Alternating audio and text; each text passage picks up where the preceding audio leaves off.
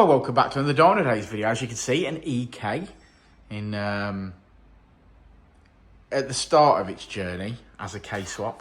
I was trying to describe that then, but there's plenty of work to do, obviously. But first up is to get it running. So ECU exchange and map. After Richard's done some modifications to get her to a point where we can actually start work. So thank you, Richard. But I'm sure he'll talk about all of that later on in the video. So here we go, EK Civic, Kswap. It's going to make some noise.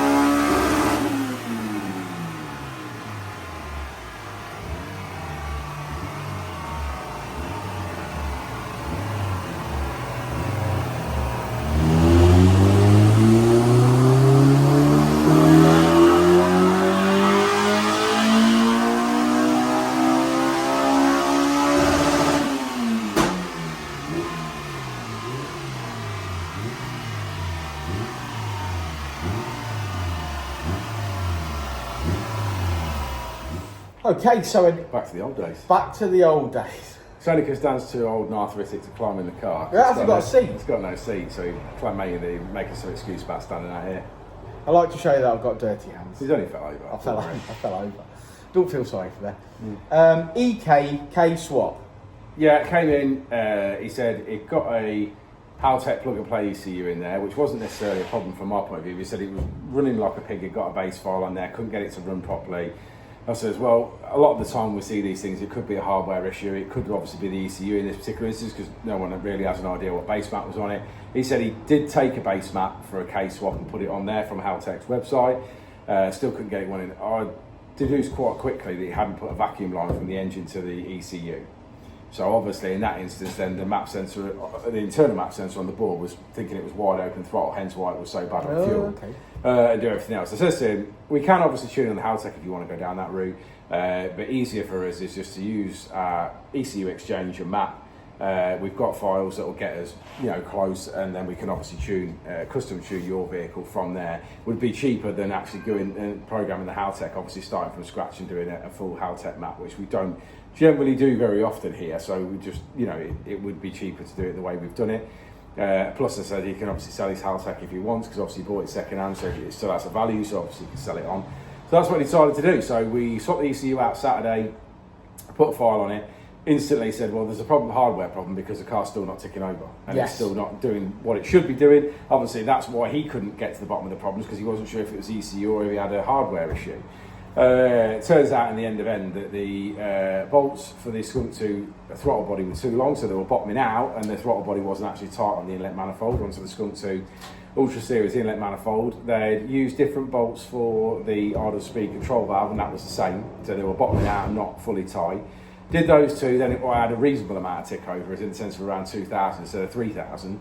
We still had an air leak. Still had an air leak, basically where the back of the plenum bolts, the main part of the runners, it was leaking. So the two parts of the Skunk 2, yeah, that bolt together. Ultra Series. Yeah, that bolt together. So I took the manifold off, took that apart, and then trapped the gasket. And obviously, the gasket wasn't lined up properly; it was trapped in there. Again, I don't know if he's bought it second hand, and someone's had it apart, and they've had a problem, so they've sold it on or what, I don't know.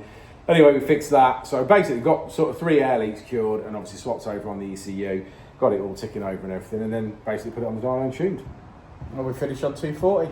Yeah, finished on 240. That'll do. This thing is bang on, 3-inch exhaust.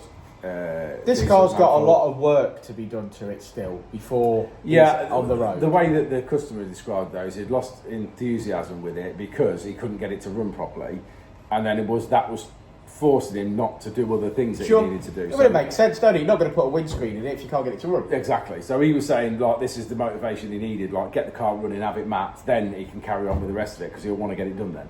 Yeah. So hopefully that'll do that for him, and he can get on with the rest of it now. It's going to be awesome when it's finished. Yeah, I hope so. It was a nice colour. You think you'll stick with this colour? Oh, I think I would stick with this colour if it was me. What colour is this? It's like a teal colour, isn't it? Teal. Teal blue colour.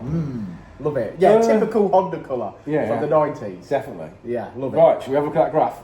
Let's look at the graph. Richard's complaining about my stupid noise. I used to love doing that. Let's get my glasses on. So there's my graph. It's looking all right, isn't it, that? So we finish on, there we go, glasses on, 240, 189 at the wheels. Looking good, yeah. And there's the car in all its glory. So thanks for sticking around to the end of the video, guys. Like and subscribe and all that jazz. And just a quick note, as we have picked ourselves up a sponsor, which is Greenlight Insurance. Now, these guys specialise in modified cars. So if you want a quote on your modified car insurance and you want to save some money, you tell them that you heard of them from Dynodaze and they will sort you out. So there's that. The code is sort of Dynodaze, Richard. So if you need to insure your Audi RS5 and you need a better deal, you tell them that you heard of them from Dynodaze, Rich, and then they'll sort you out some savings. But yeah, give it a go. Let me know in the comments below if you've had a quote from them or whatever, and we'll see you on the next one, won't we? Indeed. We will indeed.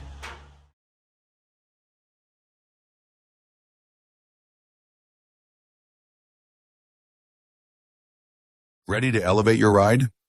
Dynodaze Performance Parts has you covered. From exhaust to ECU remaps, we offer top-tier parts for peak performance. Our experts provide personalized tuning to match your driving style. Join our community of enthusiasts. Join thousands who trust Dynodaze for their performance needs. Visit DynodazePerformanceParts.com and transform your drive today.